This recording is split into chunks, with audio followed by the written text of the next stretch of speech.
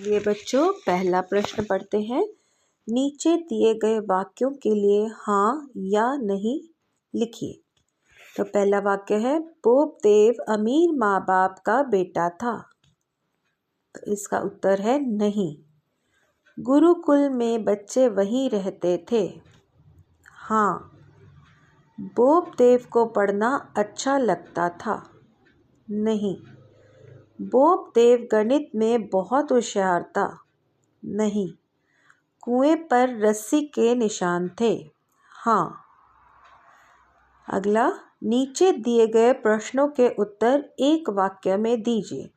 तो बच्चों, इन प्रश्नों के उत्तर आपने ओरली ही देने हैं, आपने लिखने नहीं हैं। तो चलिए प्रश्न उत्तर करते हैं। आप भी अपने मन में इन प्रश्नों के उत्तर ज़रूर दोहराते जाइए। स्कूल की जगह पहले क्या होते थे?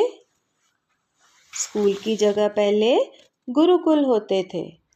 कुएं पर रस्सी के निशान कैसे बनते हैं?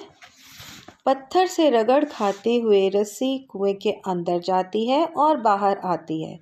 हजारों बार की रगड़ से कुएं पर रस्सी के निशान बनते हैं। कुएं पर पानी कौन भर रही थी? कुएं पर पानी औरतें भर रही थीं। पाठ याद करने के लिए बोबदेव को क्या ज़रूरी लगा? पाठ याद करने के लिए बोबदेव को अभ्यास करना ज़रूरी लगा। अभ्यास करने के बाद बोबदेव क्या बना? अभ्यास करने के बाद बोबदेव बहुत बड़ा विद्वान बना। तो चलिए बच्चों, आगे आपको कुछ शब्द दिए गए हैं। नीचे दिए गए शब्दों से वाक्य बनाइए।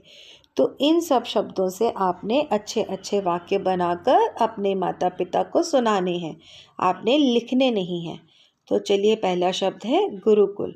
गुरुकुल का अर्थ जैसे बताया था मैंने, वह जगह जहाँ पर बच्चे पढ़ने जाते थे और वहीं रहते थे, दिन रात वहीं रहते थे जब तक पढ़ाई ख़त्म ना हो जाए। तो आप कोई भी अच्छा वाक्य बना सकते हैं। बोबदेव गुरुकुल पढ़ने गया। ठीक है, और कुछ भी अच्छा वाक्य आप अपने आप बनाएंगे। अगला शब्द है रस्सी, फिर है अभ्यास, पत्थर और सहमा सहमा। सहमा सहमा जैसे मैंने बताया था, सहमा सहमा का अर्थ होता है डरा डरा। तो इससे एक अच्छा सा वाक्य बनाकर आप अपनी माता जी या पिताजी को सुनाएंगे।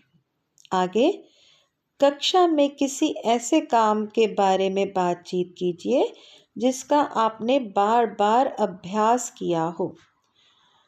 तो बच्चों, इसके बारे में आप अपने माता पिता या भाई बहन के साथ बातचीत कर सकते हैं और आप उनसे शेयर कर सकते हैं, उन्हें बता सकते हैं कि किस चीज़ के लिए आपने बहुत बार अभ्यास किया, किस काम को करने के लिए आपको बार बार उसकी प्रैक्टिस करनी पड़ी, बार बार आपको अभ्यास करना पड़ा। ठीक है, चलिए अगला है, आपको कौन सा विषय सबसे अच्छा लगता है और क्यों, बताइए। तो ये भी आपने सिर्फ चर्चा करनी है, बातचीत करनी है। अपने मम्मी पापा को या अपने भाई बहन को या दादा दादी को ज़रूर बताना कि आपको कौन सा विषय होता है सब्जेक्ट, तो आपको कौन सा सब्जेक्ट सबसे अच्छा लगता है और ये भी बताना कि वो क्यों अच्छा लगता है। तो आपके पास आप कौन कौन से सब्जेक्ट्स पढ़ते हो सेकंड में? आप पढ़ते हो English, Hindi, EVS, maths, Punjabi, GK. तो आप बताओगे अपने मम्मा पापा को कि आपको कौन सा सबसे आपका फेवरेट है, और आपके एक्टिविटीज़ भी हैं, आप वो भी बता सकते हो कि क्या अगर आपको वो अच्छी लगती है, जैसे डांस, योगा, कंप्यूटर गेम्स, उनमें से भी अगर आपको कुछ अच्छा लगता है आप ज़रूर बताना, और ये भी बताना कि वो आपको क्यों अच्छा लगता है।